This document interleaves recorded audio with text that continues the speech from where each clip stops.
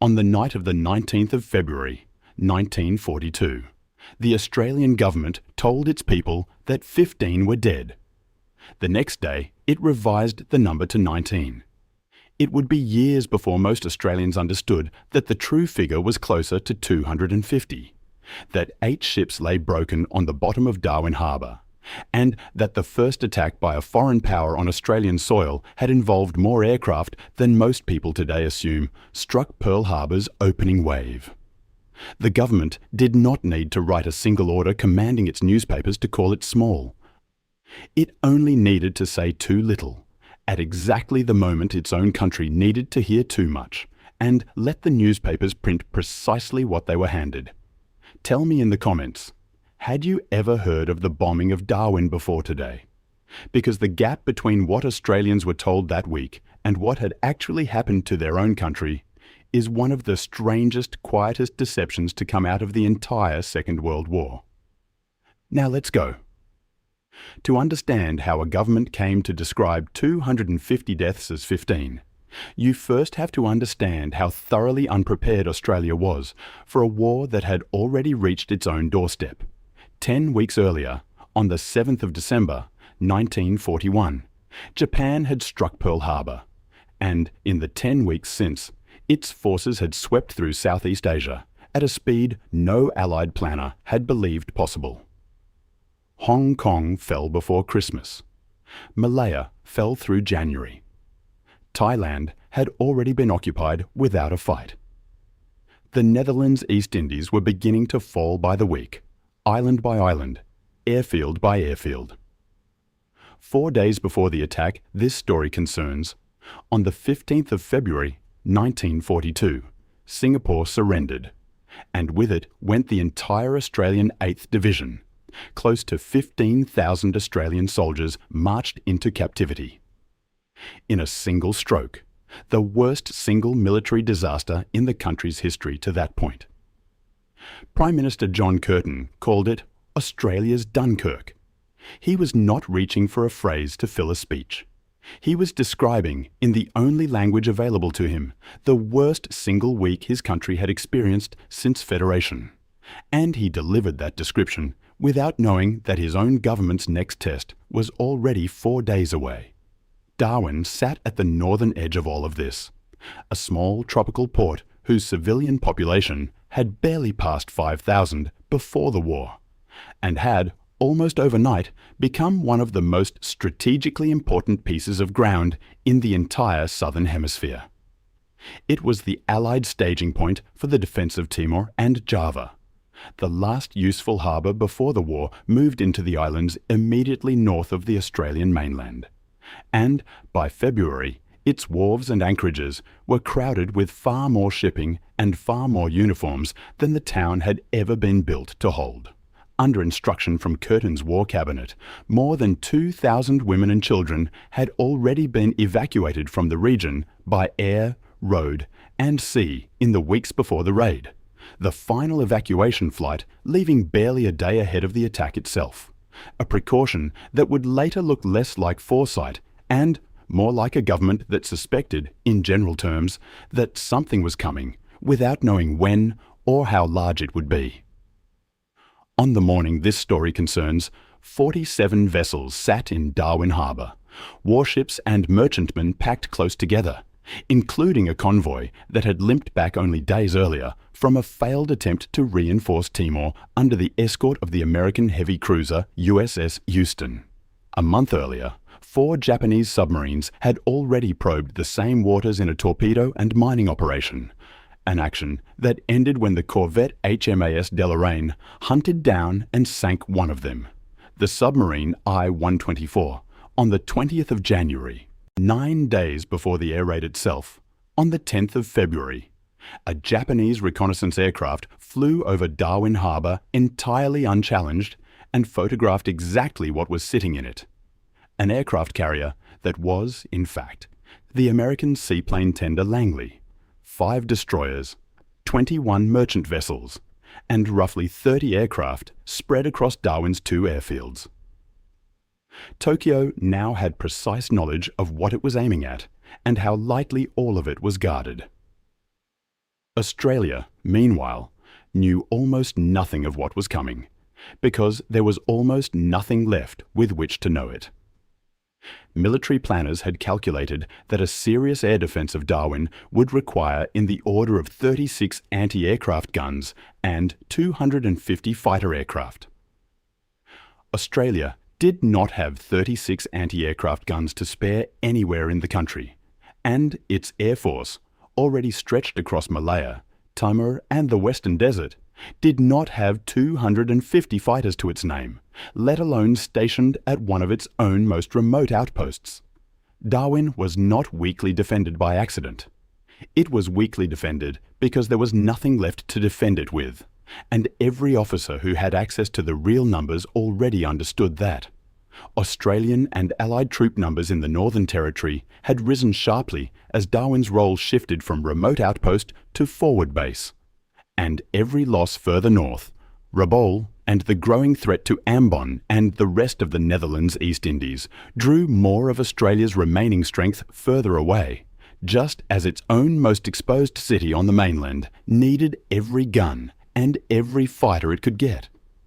The men who were about to collide over that harbour were, in almost every sense, strangers to one another, and each deserves a proper introduction before the story reaches them. Leading the Japanese carrier force was Vice Admiral Chuichi Nagumo, commander of the very task force that had launched the strike on Pearl Harbor 10 weeks earlier. A cautious, methodical officer who had built his reputation on exactly the kind of large, coordinated carrier strikes Darwin was about to become the second major example of.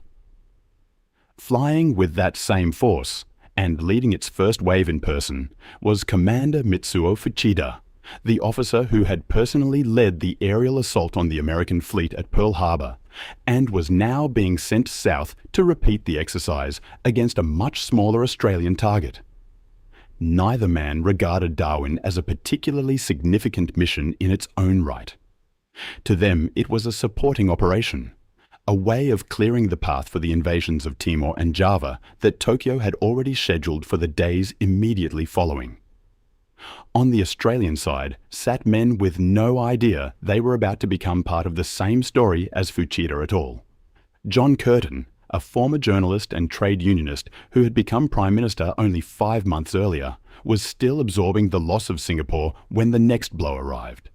And he would discover within days that his own government's handling of what came next would follow him for the rest of his political life. Charles Aubrey Abbott, the administrator of the Northern Territory, was a First World War veteran of the Light Horse who had spent the years since in a series of comfortable civil postings, and he was living with his wife Hilda at Government House in Darwin, a posting whose gardens gave no hint of what was about to fall on them. 50 miles north across Beagle Gulf, a Catholic priest named Father John McGrath tended his mission at Bathurst Island, and, in his spare hours, served as a volunteer coastwatcher, one of several hundred ordinary Australians scattered across the north, whose entire wartime duty was to watch the sky and report what they saw over a hand-cranked wireless set that had only recently been issued to him. In the harbour itself, aboard the hospital ship Manunda, an Australian Army Nursing Service sister named Margaret Augusta de Mestre had arrived only weeks earlier on a routine run originally intended to reach Singapore, a destination the fall of that city had already made obsolete. And half a kilometre off Darwin's Wharf sat the American destroyer USS Peary, under the command of Lieutenant Commander John Birmingham, a ship that had already fought its way down from the collapsing Philippines, dodging bombers and torpedo planes along the way, and hoped, not unreasonably, that Darwin might finally be a place to catch its breath before the next leg of the retreat. None of them yet knew how little that hope was worth, or how soon it would be tested.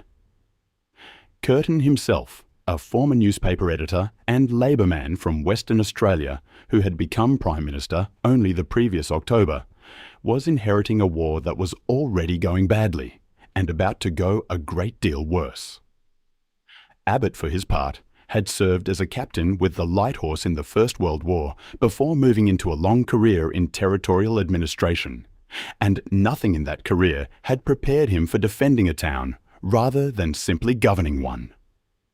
The Japanese plan, once it was finally set in motion, was built in two distinct movements, timed to strike in sequence rather than all at once. The first wave, launched from the four carriers Akagi, Kaga, Soryu, and Hiryu, sitting out in the Timor Sea, numbered 188 aircraft in total, 71 dive bombers, 81 level bombers, and 36 Zero fighters, screened by a surface force of 2 heavy cruisers, a light cruiser, 7 destroyers, and 3 submarines, with 2 further heavy cruisers standing off at a distance in reserve. 2 hours behind that first wave, a second and entirely separate formation of 54 land-based bombers would fly in from airfields. Japan had only weeks earlier seized at Kendari and Ambon, aimed specifically at whatever remained of Darwin's air power once the carrier aircraft had finished with the harbour and the town. The stated objective was never invasion. Despite what nearly every Australian in Darwin would come to believe within hours of the first bomb falling, Japan had no plan and no intention to land troops on the Australian mainland that day, or in the near future at all. The purpose was narrower and, in its own way, colder.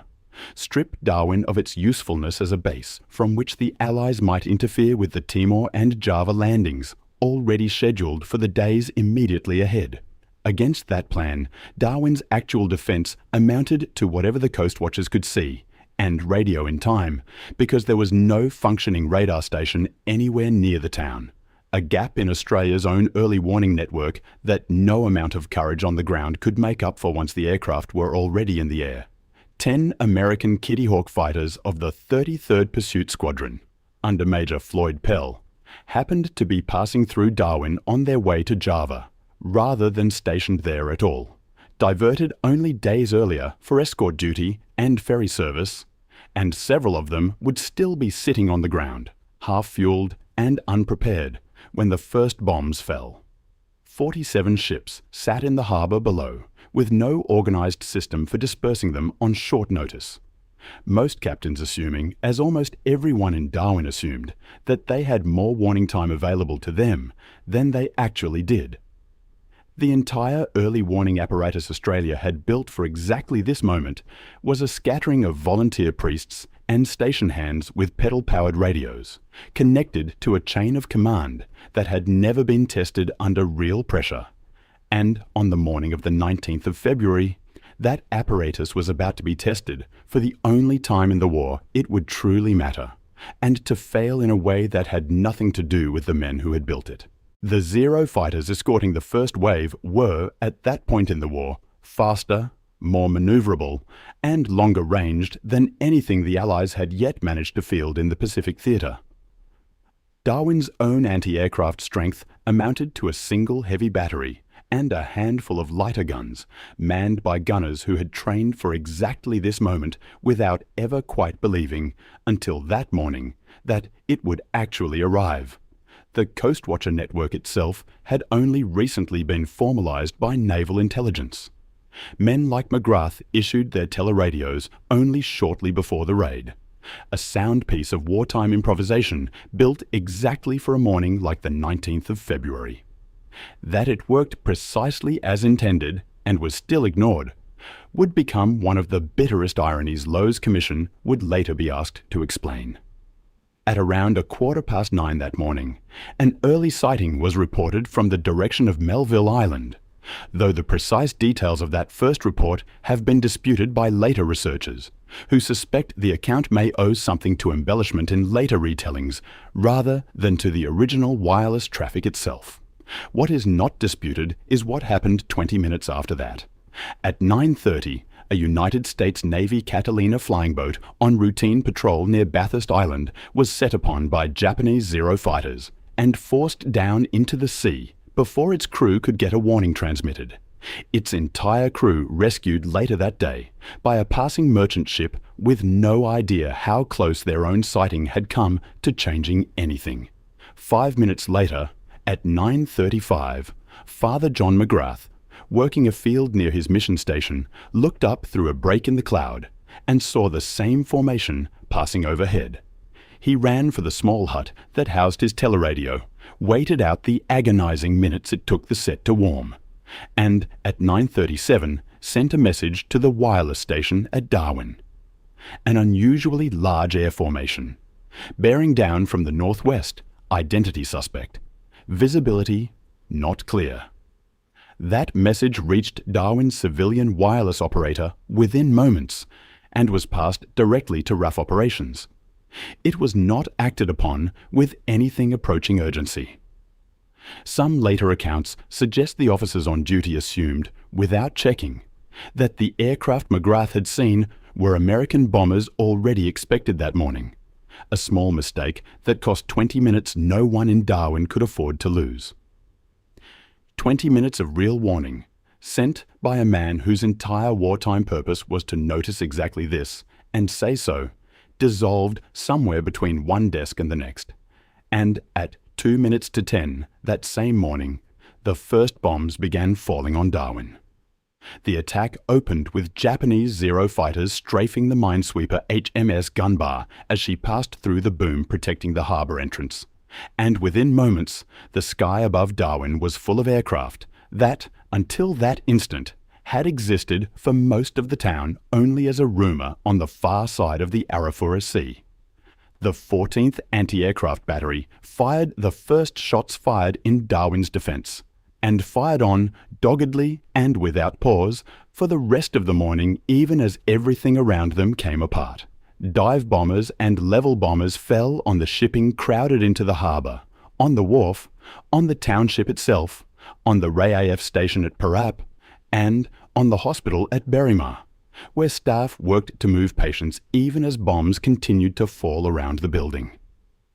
The American destroyer Peary, still at anchor, was struck by 5 bombs in rapid succession. The first wrecked her fantail. The second, an incendiary, set her galley ablaze. A third failed to detonate at all. A fourth tore into her forward magazines.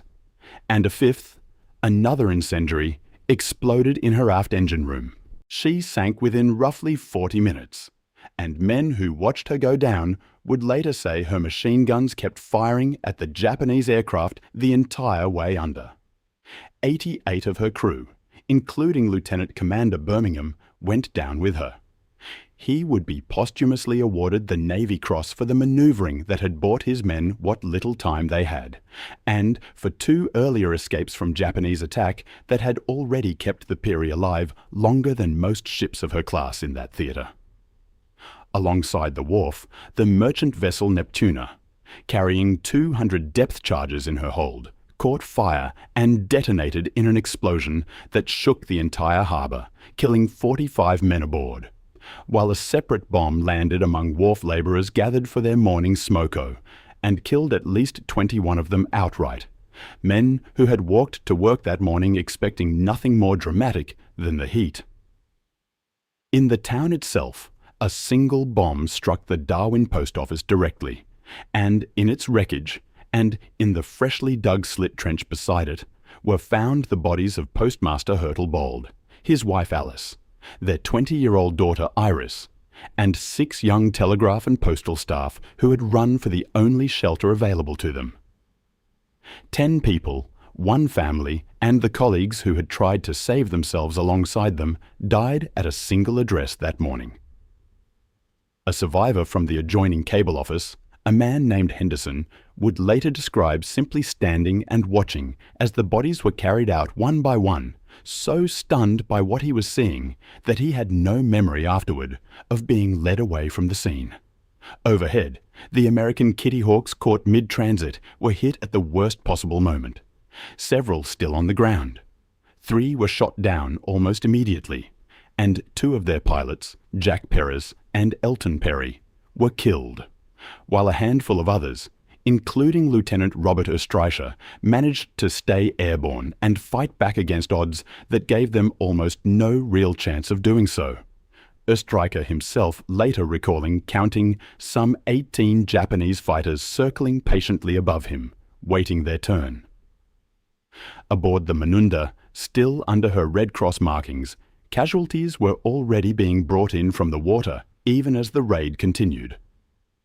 Ashore nearby, Sister Margaret de Mestre was among those killed that morning, one of the first Australian servicewomen to die on home soil in the entire war.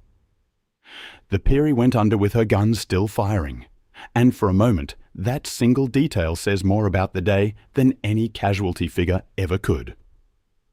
2 hours after the first wave had finished its work, the second wave arrived exactly as Tokyo had planned it. 54 land-based bombers concentrating specifically on what remained of RAAF Station Darwin, grinding further into an air force that had already lost most of what little it started the day with.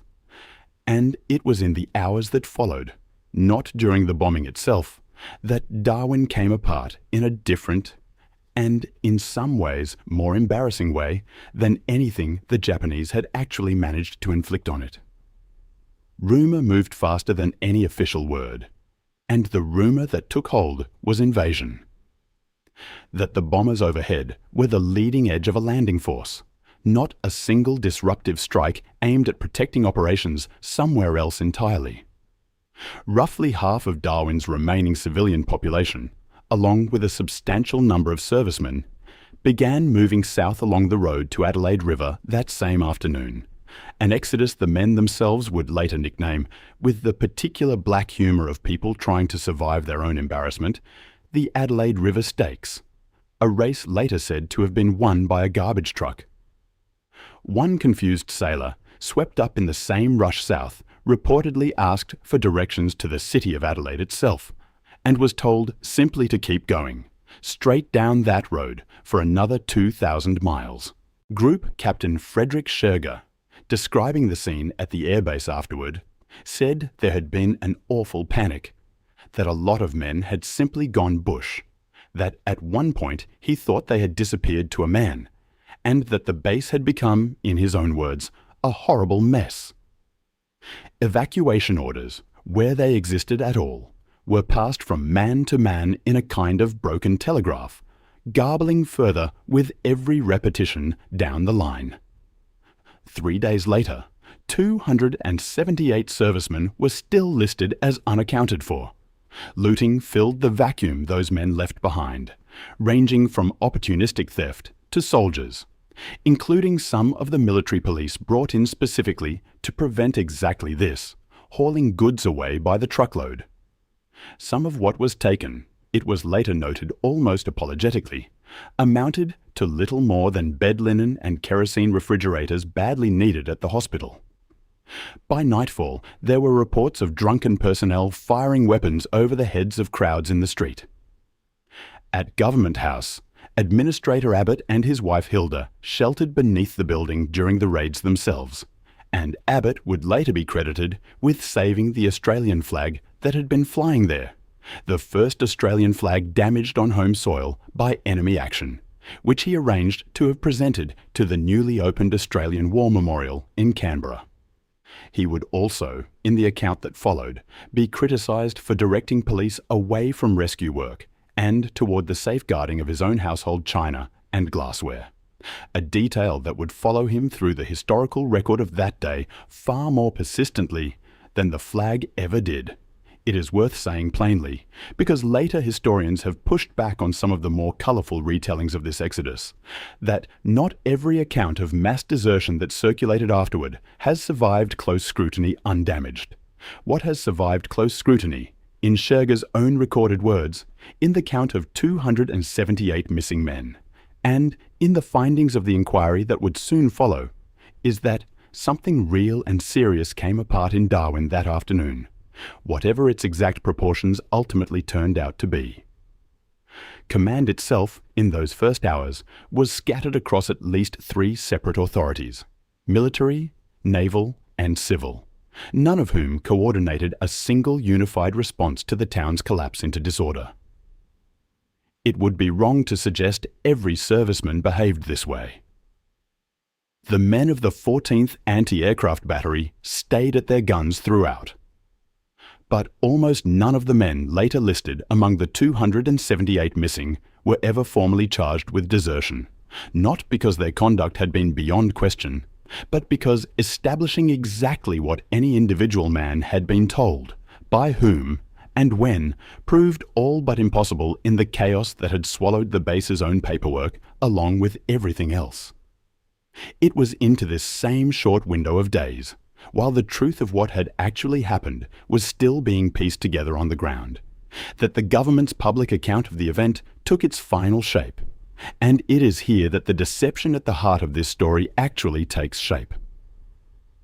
On the night of the 19th itself, Curtin's statement to the nation was careful without technically being false.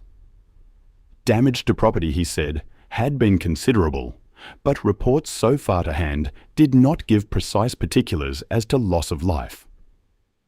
It was, he told the country, a severe blow struck on Australian soil, one that Australians would face with the fortitude their history demanded of them, a test of national mettle rather than a cause for despair. The following day, the 20th of February, the Minister for Air, Arthur Drakeford, issued the government's first specific figure: 15 killed, 24 injured, no vital installations destroyed. The day after that, the toll was revised, only as far as 19.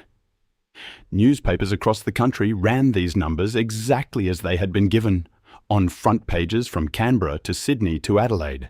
And precision matters here. The press was not inventing a cover story of its own. It was reporting, accurately and without embellishment, the figures the government itself had supplied, figures that would turn out to understate the true toll by a factor of more than 10.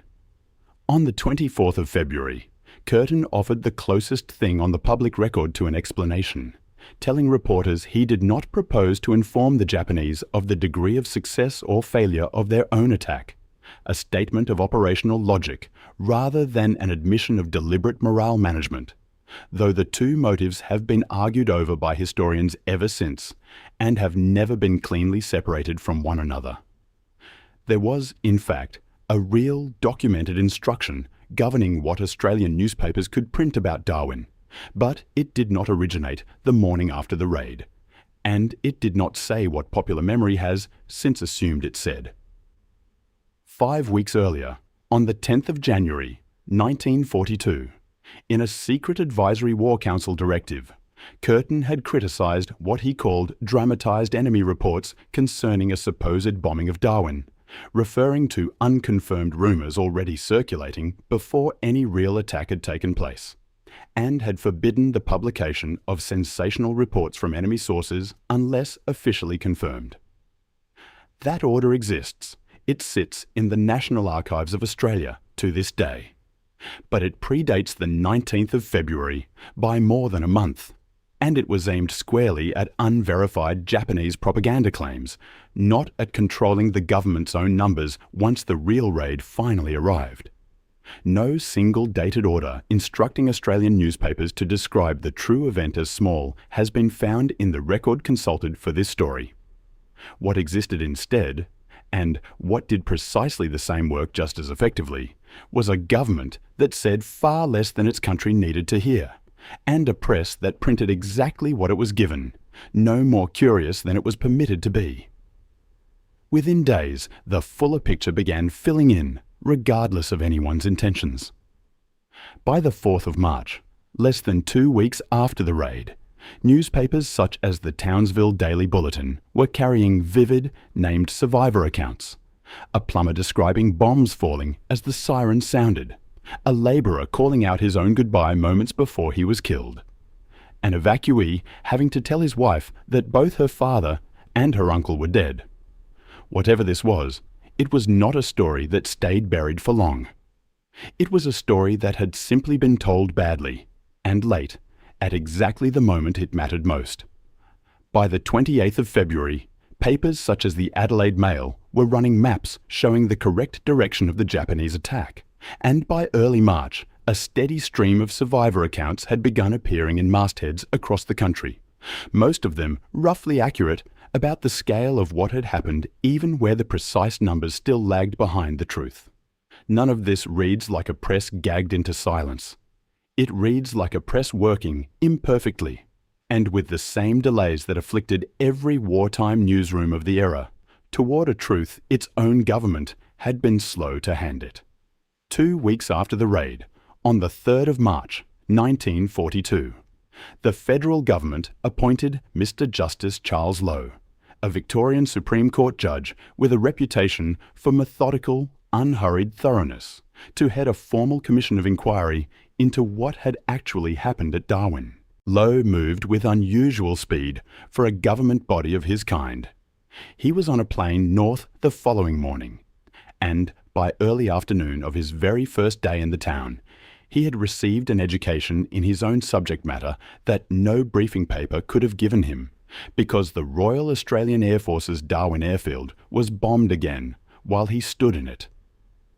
His inquiry was tasked with establishing the damage sustained, the true number of casualties, the degree of cooperation between the armed services, the adequacy of the town's defences, and whether any military or civil commander had failed in the discharge of their duty.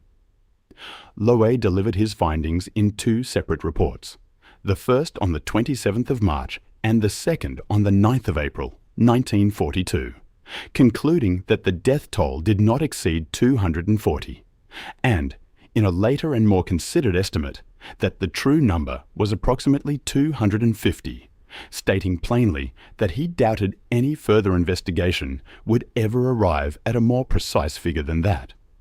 His full findings were not released to the public until 1945, 3 years after they were written, and the unabridged transcripts of the witnesses who had actually testified before him remained restricted for decades beyond even that.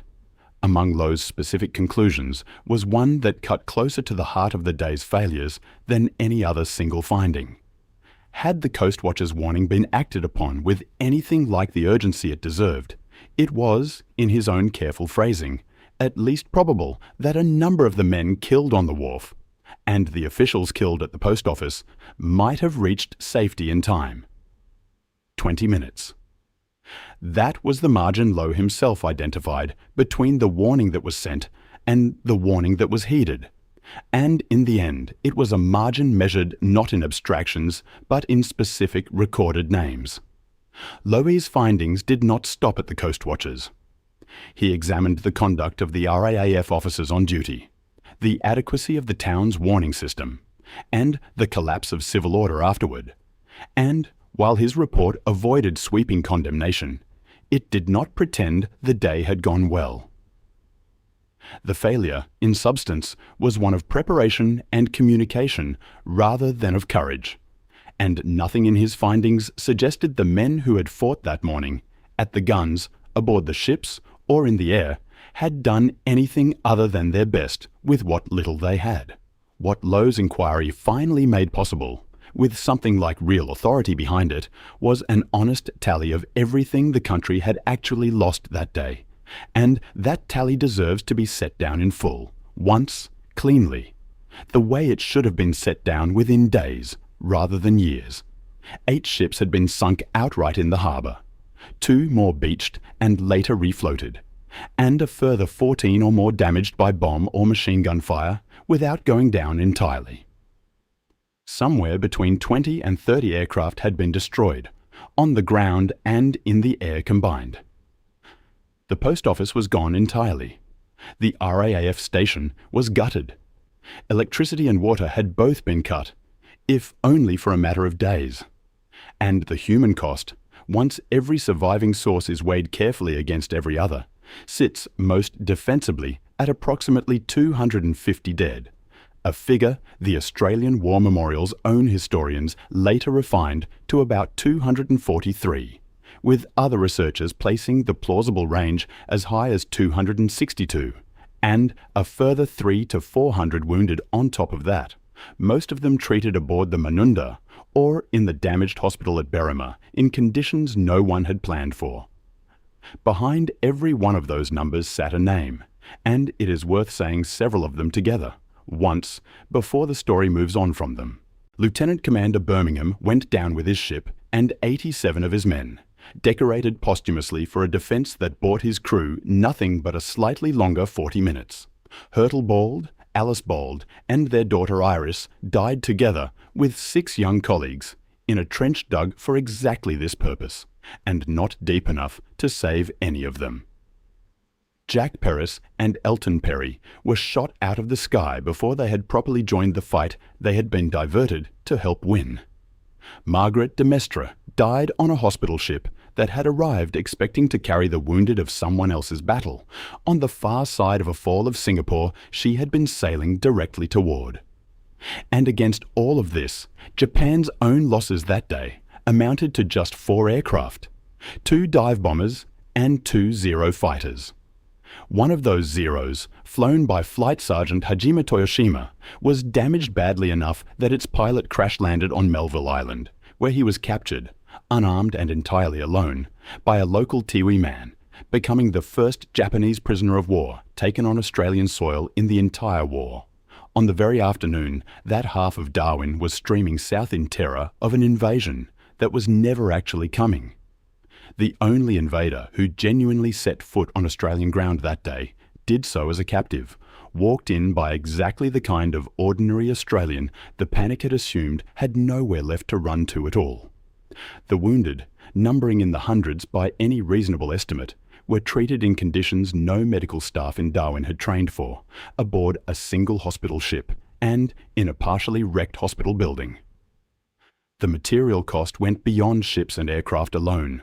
Fuel storage, port machinery, and communications infrastructure that Darwin's role as a forward base depended on were left in ruins that would take months, not days, to make good again. Nearly 250 Australians, Americans, and Allied personnel were dead, against 4 Japanese aircraft lost, and a small number of Japanese aircrew casualties. Darwin was not a battle in any conventional sense of 2 roughly matched forces testing each other. It was closer to a demonstration of what an unprepared target looks like when a fully modern, combat-tested air arm is finally allowed to reach it. The story might have ended there, with a government's numbers finally corrected by a judge's careful report, and a small town slowly rebuilding itself around a harbour full of wrecks, except that the account of what happened at Darwin has never actually settled, and the argument over it has now been running for longer than most of the people who lived through it were alive to witness. Much of that argument traces back to a single book, Douglas Lockwood's Australia's Pearl Harbor, published in 1966, the first serious popular account of the raid, and one built in part on interviews Lockwood personally conducted with Fuchida, the very officer who had led the first wave against Darwin, just as he had led the first wave against Pearl Harbor. Lockwood's frustration with what he could not get access to shaped the finished book almost as much as what he could. In 1964, when he requested the unredacted transcripts of witness testimony given to the Lowe Commission, the government refused him outright. And it is not hard to trace a direct line from that single refusal to the persistent modern belief that Darwin's true story was deliberately buried for decades afterward. That belief has, over the years since, hardened into a specific and largely unsupported claim that as many as 900, or in some tellings 1,100, people were killed at Darwin, and that the true number was quietly concealed through mass, unrecorded burial somewhere on the town's outskirts. Professional historians, among them Tom Lewis, Peter Gross, and Peter Stanley of the Australian War Memorial, have examined that specific claim directly and found it unsupported. The shipping and hospital records from the period are detailed and consistent. The ratio of wounded to dead recorded at the time does not support a death toll 4 times larger, and no credible account has ever produced the mass grave such a figure would require. There was, in fact, a genuine and highly successful cover-up connected to Darwin in this period, though it had nothing to do with the air raid.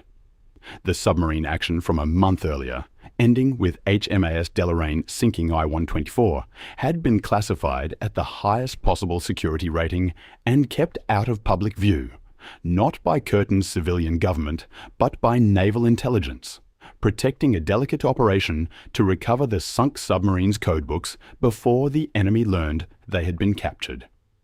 That operation really was suppressed deliberately and effectively, for sound military reasons that had nothing to do with morale or embarrassment.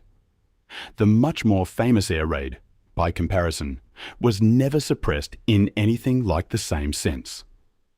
As the Australian War Memorial's own historians have put it, the story of Darwin was certainly diminished, but it was never truly suppressed. Peter Gross, whose 2009 book An Awkward Truth remains one of the most careful modern reassessments of the raid, put the contradiction plainly. The day did involve panic, incompetence, looting, and desertion, exactly as the myth insists, and it also involved a disciplined, dogged defence from the Australian gunners who never left their posts, and genuine heroism from a handful of outnumbered American pilots. A combination the popular memory of the day has rarely had room for both halves of at once. There is, however, a simpler and considerably less dramatic reason the myth of a hidden Darwin took hold so easily, and it has less to do with government secrecy than with what generations of Australian schoolchildren were and were not taught. A survey of Australians who had attended school across 5 separate decades found that 96% of them had never once studied the bombing of Darwin as part of their formal education, regardless of which state they grew up in, or which decade they happened to sit in the classroom. Only a small handful, drawn almost entirely from the Northern Territory itself, and only those who had attended school from the 1990s onward, recalled the raid being taught to them at all. A country does not need a conspiracy to forget something this thoroughly. It only needs to never quite get around to teaching it in the first place. That gap in the curriculum was not unique to any one Australian state, or any single decade of schooling. It ran consistently across every state and territory and every decade surveyed. One historian who taught in the Northern Territory itself in the 1980s later admitted his own mild surprise on reviewing the local curriculum to discover that students in a city that had been bombed 64 times were not, officially at least, expected to learn anything about it at all. For most of the decades that followed, Darwin's public memory reflected exactly that, quiet, unforced forgetting.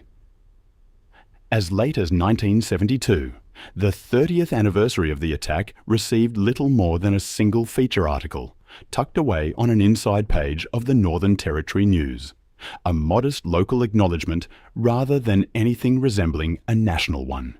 It was not until the 50th anniversary, in 1992, driven largely by the efforts of the Darwin City Council rather than any national body, that the raid began to receive something closer to the recognition its scale had always warranted, and by the 70th anniversary in 2012, around 10,000 people gathered at the Darwin Cenotaph to mark it.